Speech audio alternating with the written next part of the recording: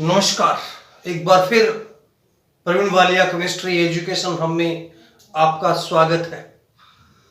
आज का हमारा टॉपिक रहेगा सॉल्यूशन लेसन है, विलियन लेसन चल रहा है, उसके अंदर टॉपिक रहेगा असामान्य अणुसंख्यक गुणधर्म या असामान्य मोलर द्रव्यमान, एबनॉर्मल मोलर मास भी इसको कहते हैं। असामान्य अणुसंख्यक गुणधर्म से मतलब क्या है, पहले इसकी हम चर्चा करते हैं। पीछे के वीडियोस में हमने असामान्य अणुसंख्यक गुणधर्मों के बारे में पढ़ा। कौन कौन से थे मैं एक बार थोड़ा सा रिपीट कर दूं। हमने पढ़ा था वाष्प दाब में अपेक्षिक अवनमन, कंथनांक उन्नयन, हिमांक अवनमन, प्रासरण दाब, इनके बारे में हमने चर्चा पीछे की थी।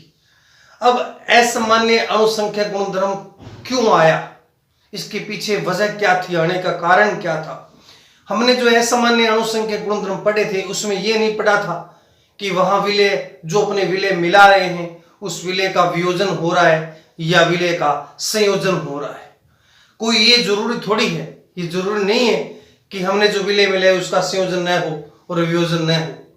विलय का संयोजन भी हो सकता है और विलय का वियोजन भी हो सकता है। इसके लिए या इस कारण ही जो अणुसंख्यक गुणधर्म थे इनके आने की आवश्यकता पड़ गई। तो चर्चा करते हैं असामान्य अणुसंख्यक गुणधर्म। सबसे पहले थोड़ी सी मैंने चर्चा की थी कि यदि हम क्या करें, विलय को मिलाएं किसी विलायक के अंदर, यदि विलय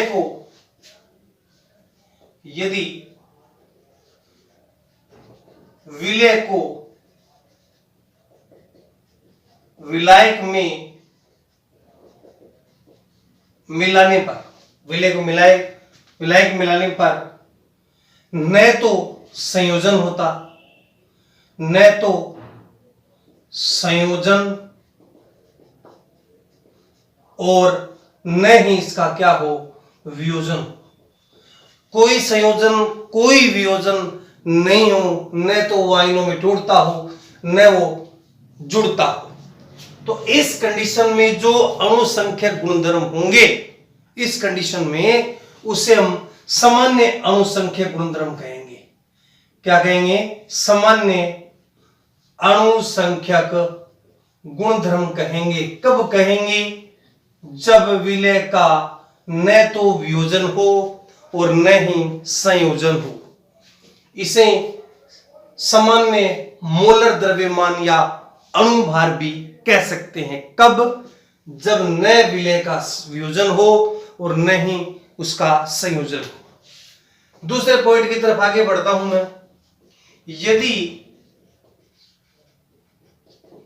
विलय का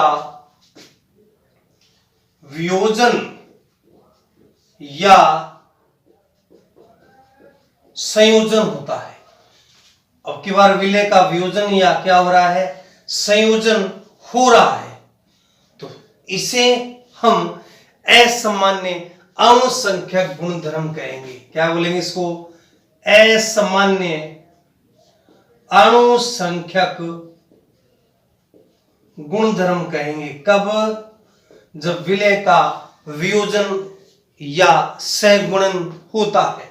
इसे असामान्य मोलर द्रव्यमान या अणुभार भी कह सकते हैं। तो ये कंडीशन कब लागू होती है? यह तब लागू होती है जब विलय का वियोजन और संयोजन होता है। तीसरे पॉइंट की तरफ मैं आगे बढ़ता हूं। यदि मान लो मैंने कहा विलय का वियोजन और संयोजन हो रहा है, तो उस विलय का वियोजन और संयोजन होने से इनके प्रेक्षित मान और सैद्धांतिक मान, दो मान होते हैं, दो वैल्यूज होती है। एक तो प्रेक्षित मान होता है, एक सैद्धांतिक मान होता है। प्रेक्षित का मतलब होता है ऑब्जर्व, हमने जब प्रयोग किया उस समय मैंने क्या देखा, ये होता है प्रेक्षित मान। क्या होता है? प्रेक्षित। एक होता है सैद्धांतिक, थ्योरेटिकल। थ्योरेटिकल का मतलब होता है दिया हुआ वैल्यू, जो अपने को वैल्यू दी होती है वो होती है थ्योरेटिकल या सैद्धांतिक मान। तो यदि विलय का वियोजन और संयोजन हो रहा है तो प्रेक्षित मान और सैद्धांतिक मानों में भिन्नता मिलेगी आपको, यानी प्रेक्षित मान और सैद्धांतिक मान क्या हो जाएंगे, अलग अलग हो जाएंगे, भिन्न भिन्न हो जाएंगे। कब? जब विलय का वियोजन और सहगुणन होता है। जैसे मान लो मैं कहता हूं कि हमारे पास 1 मोल यूरिया है। 1 मोल जो यूरिया है, यूरिया कभी आयनों में टूटती नहीं है, तो इसके जो प्रेक्षित मान है और सैद्धांतिक मान है, ये दोनों क्या रहेंगे, समान रहेंगे, क्योंकि यूरिया में न तो वियोजन होता और न ही संयोजन होता। इसकी जगह यदि 1 मोल NaCl लिया जाए, क्या लिया जाए, 1 मोल NaCl लें तो 2 मोल आयन बनते हैं। क्या बनते हैं? 2 मोल आयन बनते हैं, यानी इस कंडीशन में वियोजन हो रहा है। क्या हो रहा है? वियोजन। यदि 2 मोल एसिटिक अम्ल लें तो हमें 1 मोल एसिटिक अम्ल का अणु मिलता है। 1 मोल एसिटिक अम्ल का अणु मिलता है। इसका मतलब क्या हो रहा है? संयोजन हो रहा है। तो ऊपर वाली कंडीशन में वियोजन हो रहा है, नीचे वाली कंडीशन में संयोजन हो रहा है। तो इनके जो अणुसंख्यक गुणधर्म हैं उनके मानों में चेंज मिलेगा, यानी ये कहलाएगा असामान्य अणुसंख्यक गुणधर्म या असामान्य मोलर द्रव्यमान या असामान्य अणुभार कहलाता है। इनके प्रेक्षित मान और सैद्धांतिक मानों में क्या मिलती है, अपने को भिन्नता मिलती है। क्या मिलती है? भिन्नता मिलती है। जो असामान्य मोलर द्रव्यमान है उसको या असामान्य जो अणुसंख्यक गुणधर्म है उसको 2 भागों में डिवाइड कर सकते हैं। कितने भागों में डिवाइड कर सकते हैं? 2 भागों में इसको हम बांट सकते हैं। 2 केस इसके अंदर हम बता सकते हैं। एक एक केस की चर्चा करते हैं। सबसे पहले देखिए 2 कंडीशन होती है। 2 कंडीशन मैंने भी कहा है, या तो वियोजन हो रहा है और यह क्या हो रहा है? संयोजन हो रहा है। तो सबसे पहले मैं बात करता हूं केस फर्स्ट की बात करता हूं। केस फर्स्ट में मैंने कह दिया वियोजन हो रहा है। क्या हो रहा है? वियोजन हो रहा है। तो मैं लिखता हूं यदि विलय के कणों का वियोजन होता है, विलय के कणों का वियोजन, विलय के कणों का वियोजन होता है तो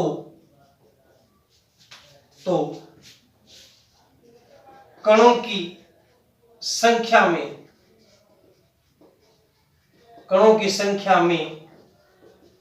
वृद्धि होती है। संख्या में वृद्धि होती है तो अणुसंख्यक गुणधर्म भी बढ़ते हैं। कणों की संख्या में वृद्धि होगी तो अणुसंख्यक गुणधर्म, जिसको CB बोलेंगे, क्या बोलेंगे अपने? CP, कोलिगेटिव प्रॉपर्टीज, अणुसंख्यक गुणधर्मों में क्या होती है? वृद्धि होती है। यानी अणुसंख्यक गुणधर्म भी क्या हो जाएंगे? बढ़ जाएंगे। क्या हो जाएंगे? बढ़ जाएंगे। कब? जब विलय के कणों का वियोजन होता है। जैसे मान लो हमारे पास 1 मोल NaCl है। 1 मोल मेरे पास क्या है? NaCl है। जब भी NaCl टूटता है Na प्लस क्या बन गया? Cl minus. तो कितने मोल बन गए? 2 मोल आयन बन गए। 1 मोल ये, 1 मोल ये, 2 मोल क्या बन गए? आयन बन गए। इसका मतलब ये हुआ कि कणों की संख्या में क्या हो रही है? वृद्धि हो रही है। कब? जब वियोजन हो रहा है। तो कणों की संख्या में वृद्धि होती है तो अणुसंख्यक गुणधर्म भी बढ़ते हैं। तो मैं इस कंडीशन में क्या कह सकता हूं कि हमने लिया था 1 मोल, बने कितने? 2 मोल, यानी प्रेक्षित मान, जो प्रेक्षित मान है वो बढ़े हैं। क्या हुए? प्रेक्षित मानों की प्रेक्षित मान में क्या हुई है? वृद्धि हुई। कणों की संख्या बढ़ रही है, प्रेक्षित मान क्या हो रहे हैं? बढ़ रहे हैं। तो इसके लिए मैं क्या लिख सकता हूं? CP का मतलब कोलिगेटिव प्रॉपर्टीज, अणुसंख्यक गुणधर्म। CP प्रेक्षित, CP सैद्धांतिक, यानी प्रेक्षित मान हमेशा ही क्या होगा? बड़ा होगा। कब? जब विलय के कणों की संख्या, विलय का क्या हो रहा है, वियोजन हो रहा है। तो सबके लिए जितने भी मैंने अणुसंख्या गुणधर्म पढ़े हैं उनके लिए मैं क्या लिख सकता हूं, मैं ये लिख सकता हूं कि Cp प्रेक्षित डेल P अपून Pb नोट क्या है, वाष्प दाब का अपेक्षित अवनमन, Cp सैद्धांतिक डेल P अपून क्या है, Pb नोट। यानी जो वाष्प दाब का अपेक्षित अवनमन है, प्रेक्षित मान, वो बड़ा है किससे है, सैद्धांतिक मान से। इसी तरीके से मैं लिख सकता हूं Cp प्रेक्षित del Tb greater than Cp सैद्धांतिक डेल Tb, या Cp प्रेक्षित डेल Tf डेल Tb कौंथना कोणीयन हिमांक अवनमन, Cp सैद्धांतिक डेल Tf, Cp प्रेक्षित पाई, पाई प्रासन दाब हमने पढ़ा था, Cp सैद्धांतिक पाई, यानी सारे प्रेक्षित वैल्यू क्या है, बड़ी है। लेकिन एक चीज याद रखेंगे आप, Cp प्रेक्षित मोलिकुलर वेट, अणु भार में जब वियोजन होता है तो अणु भार में कमी आती है, मोलिकुलर वेट में क्या आती है, कमी आती है। तो प्रेक्षित वैल्यू हमेशा क्या होगी, कम होगी। Cp सैद्धांतिक Mw, इस कंडीशन में हमेशा मोलिकुलर वेट कम होगा, क्योंकि फॉर्मूला होता है एक संबंध है Cp व्युत्क्रमानुपाती Mw होता है। तो ये चीज वेरी वेरी इंपॉर्टेंट है, इसके लिए ध्यान रखेंगे आप।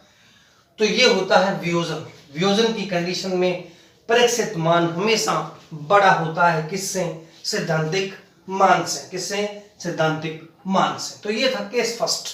इस केस फर्स्ट के अंदर देखो, प्रेक्षित और सैद्धांतिक का मतलब मैंने सीधा कहा, प्रेक्षित का मतलब जो हमें दिख रहा है, जो प्रैक्टिकल करने के बाद नजर आ रहा है, और सैद्धांतिक मतलब जो लिखा हुआ है कॉपी के अंदर, इसका इतना ही आता है, ये होता है सैद्धांतिक। केस सेकंड के बारे में पढ़ते हैं। केस सेकंड, दूसरा केस। दूसरे केस का मतलब हम क्या पढ़ेंगे, संयोजन। क्या पढ़ेंगे, संयोजन पढ़ेंगे। यानी इस कंडीशन में विलय की कणों की संख्या जो होती है वो हमेशा कम होती है। दूसरा केस, केस सेकंड, संयोजन। क्या पढ़ेंगे, संयोजन, या इसको सहगुणन भी कहते हैं, सहगुणन भी कहते हैं। इस स्थिति में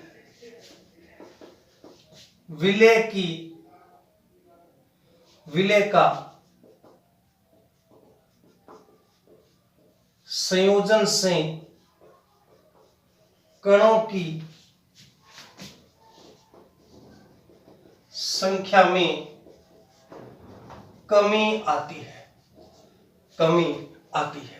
कणों की संख्या क्या हो जाएगी, कम हो जाएगी।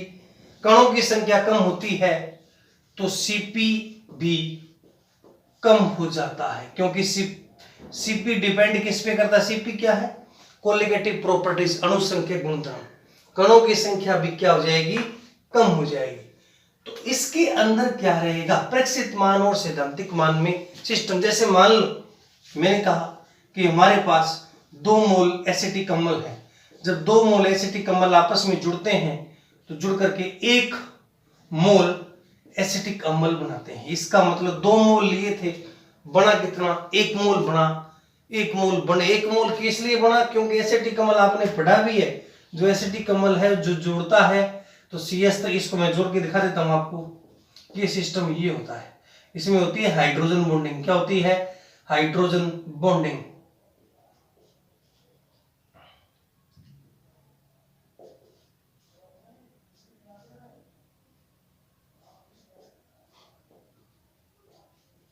ये सिस्टम, ये इसके बीच में एच बॉन्ड बन जाते हैं। क्या बन जाता है? एच बॉन्ड, जिसकी वजह से इसमें क्या हो जाता है? संयोजन हो जाता है। तो 2 मोल लिए थे, बन गया क्या? 1 मोल। तो कणों की संख्या में क्या आ गई? कमी आ गई।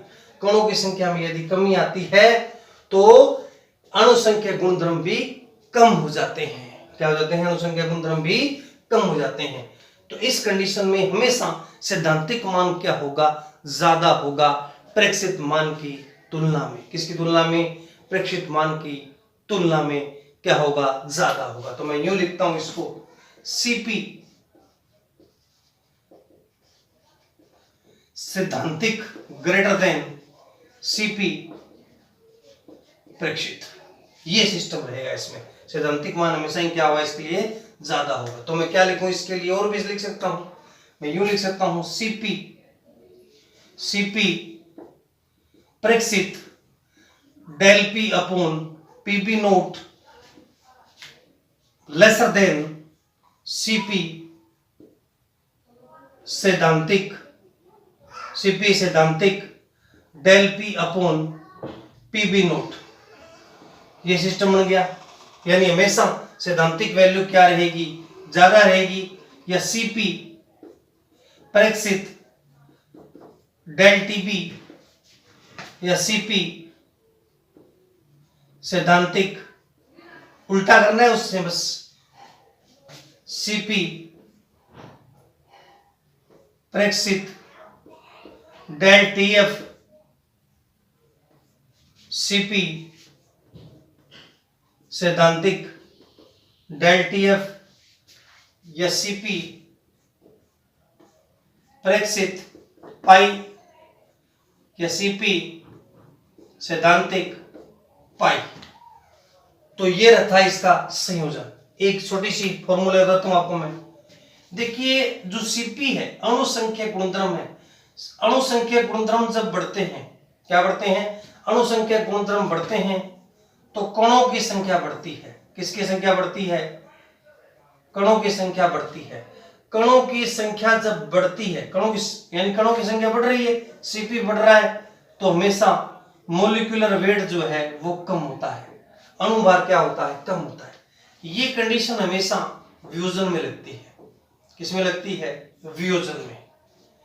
और संयोजन में क्या होता है? सीपी हमेशा इधर कम हो रहा है तो कणों की संख्या भी क्या हो रही है? कम हो रही है। कणों की संख्या भी क्या हो रही है? कम हो रही है। और हमेशा मोलिकुलर वेट बढ़ता है। इसमें ये याद रखना, एक चीज और इसमें बता देता हूं मैं, सीपी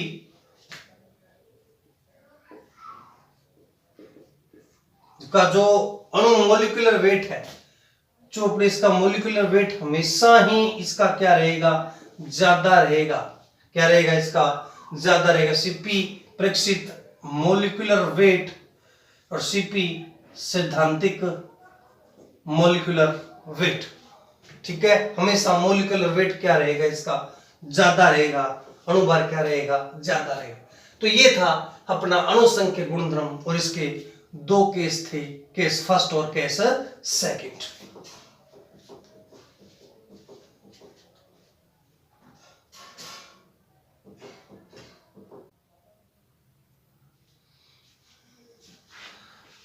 अगला टॉपिक है वांट ऑफ गुणांक। जो वांट ऑफ गुणांक है उसको आइटा से प्रदर्शित करते हैं। किससे? आइटा से। किससे प्रदर्शित करते हैं? आइटा से। सबसे पहली जरूरी बात कि जो वांट ऑफ गुणांक था उसके आने की आवश्यकता क्यों पड़ गई? वांट ऑफ गुणांक को आने की आवश्यकता क्यों पड़ गई? क्योंकि यह अणुसंख्यक जो गुणधर्म है, अणुसंख्यक गुणधर्म में जो असामान्य अणुसंख्यक गुणधर्म है उसके कारणों को स्पष्ट करने के लिए इस वांट ऑफ गुणांक की आवश्यकता पड़ जाती है। अणुसंख्यक गुणधर्म में कारणों को स्पष्ट करने के लिए, रीजन को स्पष्ट करने के लिए अणुसंख्यक गुणधर्म की क्या पड़ती है? आवश्यकता पड़ती है। अब अणुसंख्यक गुणधर्म वांट ऑफ गुणांक क्या चीज है? वन हाफ गुणांक से मतलब सीधा सा मतलब होता है, यदि हम क्या करें, पीछे से ही बोल रहे हैं कि विलय को विलायक में मिलाने पर उसका या तो वियोजन होता है और या क्या होता है, संयोजन होता है। तो वियोजन या संयोजन जो हो रहा है उसके अंदर वन हाफ गुणांक का क्या रोल है, क्या रोल है। जो वन हाफ गुणांक होता है वो होता है iota is equal to, formula सीधा लिखूंगा मैं, आइटा इज इक्वल टू अणु संख्यक गुणधर्म का प्रेक्षित मान, अणु संख्यक गुणधर्म का प्रेक्षित मान बटा अणु संख्यक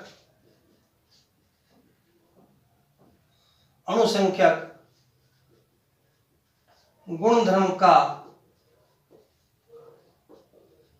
सैद्धांतिक मान, यानी प्रेक्षित मान में किसका भाग दे दें, सैद्धांतिक मान का भाग दे दें, या प्रेक्षित मान और सैद्धांतिक मान के अनुपात को हम क्या कहते हैं, आइटा कहते हैं। सीधी सी बात याद रखना, अणुसंख्यक गुणधर्म का प्रेक्षित मान अपोन अणुसंख्यक गुणधर्म का सैद्धांतिक मान क्या होता है, आइटा होता है। क्या होता है, आइटा होता है।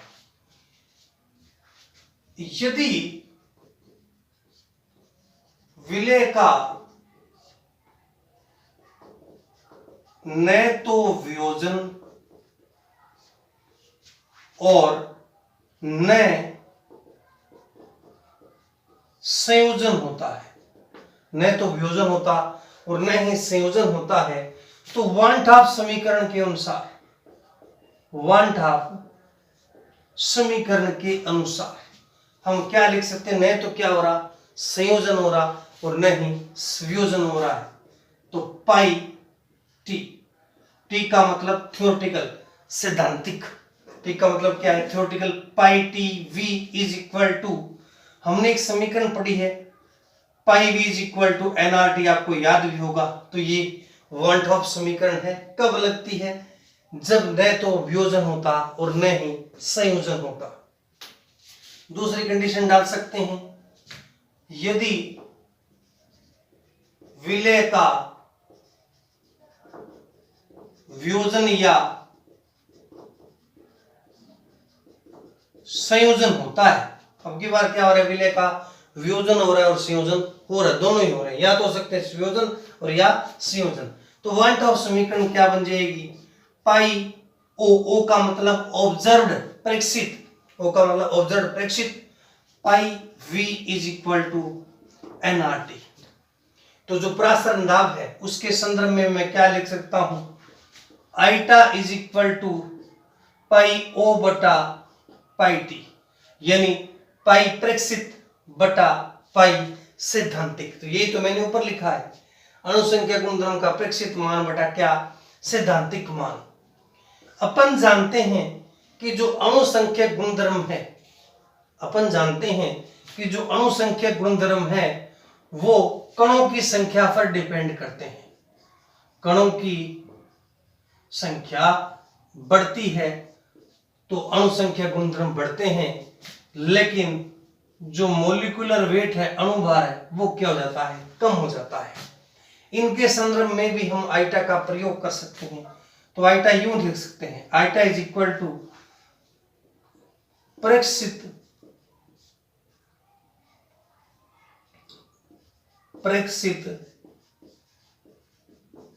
कणों की संख्या बटा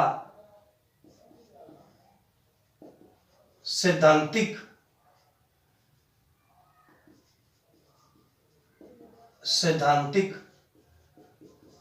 कणों की संख्या। मॉलिक्यूलर वेट के संदर्भ में क्या लिखें, उल्टा हो जाएगा अब की बार, प्रेक्षित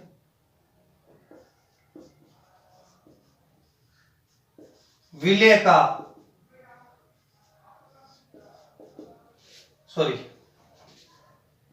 सैद्धांतिक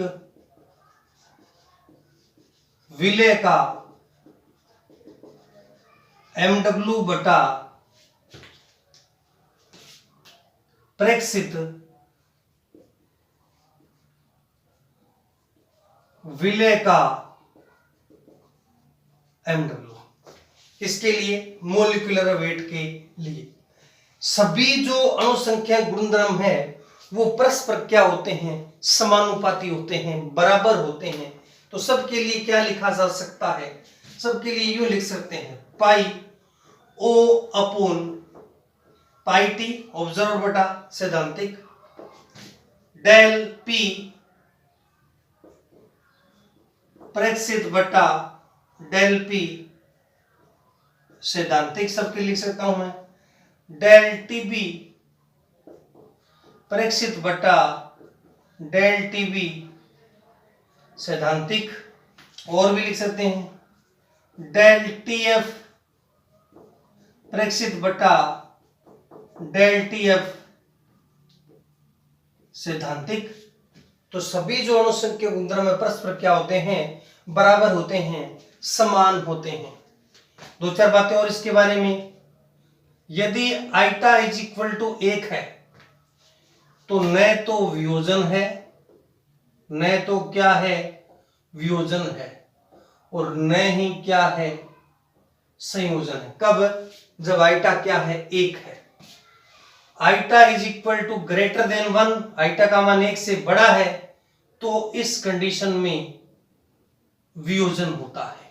याद रखना, आइटा का मान 1 से छोटा है तो इस कंडीशन में संयोजन होता है। क्या होता है? संयोजन होता है। जैसे मान लो मैंने कहा कि जो NaCl है, 1 मोल NaCl है, उसका आइटा हमेशा 2 होता है। क्यों? क्योंकि NaCl का क्या होता है? वियोजन होता है। 1 मोल Al2SO4 है, Al2 क्या है? SO4, Al2 टूटेगा तो 2Al प्लस बनेंगे और SO4 बनेगा माइनस, तो इसका जो आइटा होता है वो 3 होता है। और तुम्हारे पास 2 मोल एसिटिक अम्ल है, एसिटिक अम्ल लिया है, उसका आइटा हमेशा क्या होता है? 1 होता है। क्या होता है? 1 होता है। बेंजोइक अम्ल है C6H5COOH, इसका आइटा भी क्या होता है? 1 होता है। इन सब में क्या हो रहा है? संयोजन हो रहा है। जैसे K4FeCN6 है, K4FeCN6 है, इसका जो आइटा होता है, K4FeCN6 का जो आइटा होता है वो 5 होता है। क्या होता है? 5।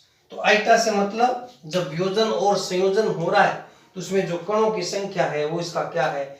आइटा है। तो नॉर्मल तो सीधा सूत्र ही है इसका, अणुसंख्या गुणधर्म का प्रेक्षित मान बटा अणुसंख्या गुणधर्म का सैद्धांतिक मान। तो ये था आइटा। क्या था? आइटा, वन हाफ गुणांक। अगला जो टॉपिक रहेगा इसमें वन हाफ गुणांक के उपयोग। क्या रहेगा? वन हाफ गुणांक के उपयोग।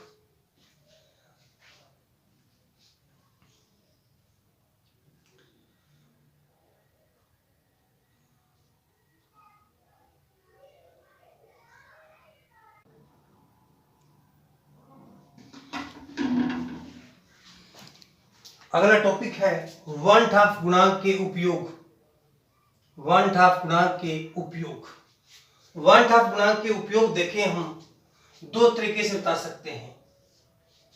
वन हाफ गुणांक आइटा व वियोजन की मात्रा, आइटा व वियोजन की मात्रा, जिसको अपन अल्फा बोल सकते हैं, वियोजन की मात्रा में संबंध। अल्फा जो है वो आयनन की मात्रा है। क्या है? अल्फा क्या चीज है? आयनन की मात्रा। क्योंकि अपन 2 केस फर्स्ट पढ़ेंगे इसमें। पहला जो केस होगा वो आइटा और वियोजन की मात्रा में संबंध पढ़ेंगे। आइटा और वियोजन की मात्रा में क्या पढ़ेंगे? संबंध पढ़ेंगे। माना प्रारंभ में विलय के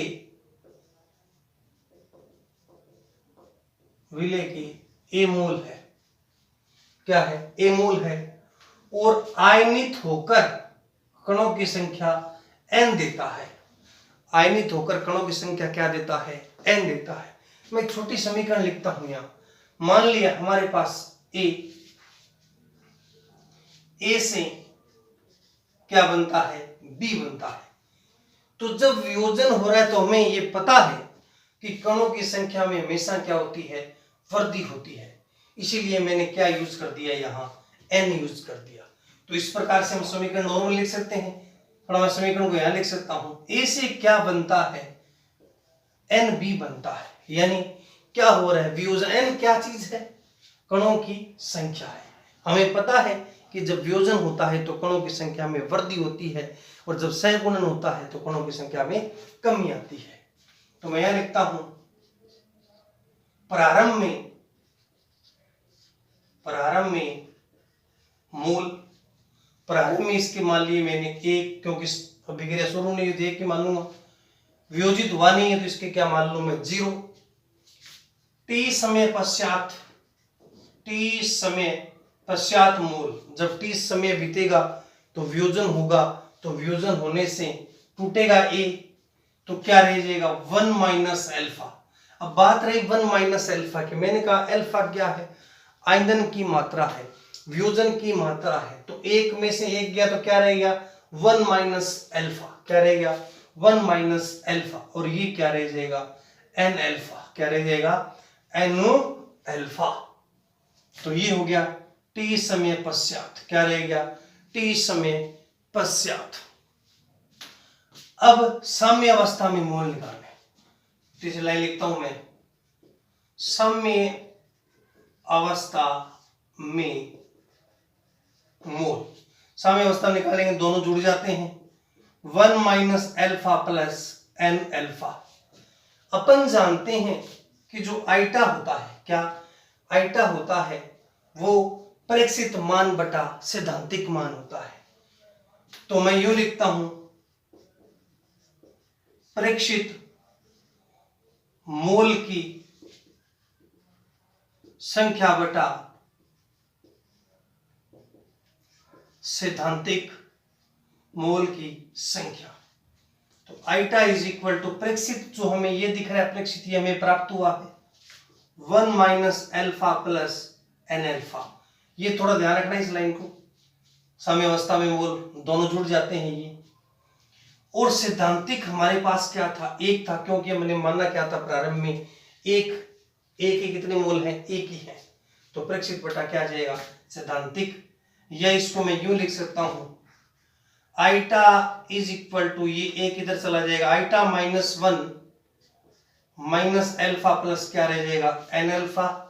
या आइटा इज इक्वल टू 1, इसको मैं सोल्व करूं, एन एल्फा माइनस एल्फा। या eta minus 1 is equal to alpha common आ जाएगा, एन माइनस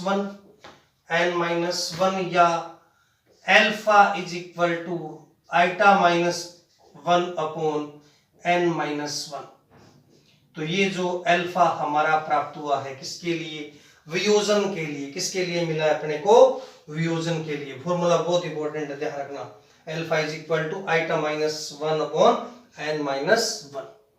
यदि यही कंडीशन किसके लिए लगती? दूसरा केस लगाता मैं बी, संयोजन के लिए। किसके लिए? संयोजन या सहगुणन के लिए। सहगुणन के लिए तो आइटा और एल्फा में संबंध, ये जब संयोजन होता है तो आइटा व संयोजन की मात्रा यानी एल्फा में संबंध। इसी समीकरण को मैं यूं लिखता, तो हमारे पास ए कोई अणु है, तो ए से ए बना रहा हूं। ए से क्या बना रहा हूं मैं? ए, क्योंकि ये संयोजन के अंदर जो अणु है वो आपस में क्या होते हैं? जुड़ जाते हैं। जैसे इसके एन लिए थे, कणों की संख्या में क्या आती है? हमेशा कमी आती है। तो इसका क्या आ जाएगा? एन। इसका क्या आ जाएगा? एन। एन ए से बनता है ए एन। प्रारंभ में मोल इसके मान लिए मैंने 1, इसके मान लिए मैंने 0। जब समय बीतता है टी समय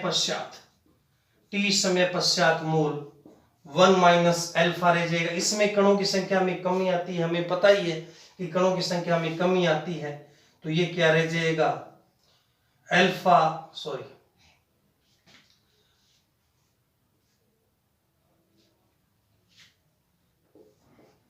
अल्फा अपॉन क्या रह जाएगा, एन रह जाएगा। कणों की संख्या में क्या आती है, हमेशा कमी आती है। क्या आती है, हमेशा कमी आती है। ठीक बात। अपॉन एन क्यों लगाया, क्योंकि कणों की संख्या में क्या आ रही है, कमी आ रही है। साम्य अवस्था पर, किस पर, साम्य अवस्था पर, किस पर, साम्य अवस्था पर क्या आ जाएगा, मैंने कहा तुम्हें जोड़ देना 1 minus alpha plus alpha upon क्या आ जाएगा, N. Eta is equal to, हम क्या जानते हैं, आइटा क्या होता है, प्रेक्षित बटा सैद्धांतिक। तो आइटा इज इक्वल टू आ जाएगा, ये वैल्यू क्या है, प्रेक्षित है, 1 minus alpha plus alpha upon n upon क्या आ जाएगा, 1। इसको थोड़ा और इजी कर दें तो हमारे पास value eta is equal to 1 minus alpha plus alpha upon क्या आ जाएगा, एन। इसका अपने लुप्तम ले, सोल्व करें इसको, तो आइटा इज इक्वल टू हमारे पास आ जाएगा N, N N alpha plus alpha, ये आ जाएगा। इसको सोल्व करेंगे तो N N alpha plus alpha आ जाएगा। या इसको और इजी कर दें, इसको इधर ले जाएं क्रॉस, तो eta into n is equal to n minus N alpha plus क्या आ जाएगा, एल्फा। या आइटा एन, इसको इधर ले आए, is equal to minus N alpha plus alpha. या eta N minus N alpha minus N alpha, यहां से कॉमन आ जाएगा N, eta minus one, eta minus one is equal to यहां से आ जाएगा एल्फा कॉमन, 1 माइनस एन। अपने को क्या चाहिए, alpha. Alpha is equal to आ जाएगा, एल्फा लियो यहां से, N eta minus 1 upon 1 minus N. बहुत ही इंपॉर्टेंट सूत्र है, बड़े काम आते हैं सवालों के लिए। ये तो आ गया संयोजन के लिए, और ये किसके लिए आ गया, वियोजन के लिए। थोड़ा मैथमेटिकल पोर्शन है, बड़ा आसान है, एक बार कॉपी में करके देखोगे तो आपको समझ में आ जाए, कोई दिक्कत नहीं है। तो ये था हमारा आइटा वियोजन और संयोजन के लिए। इसी के साथ जय हिंद, जय भारत।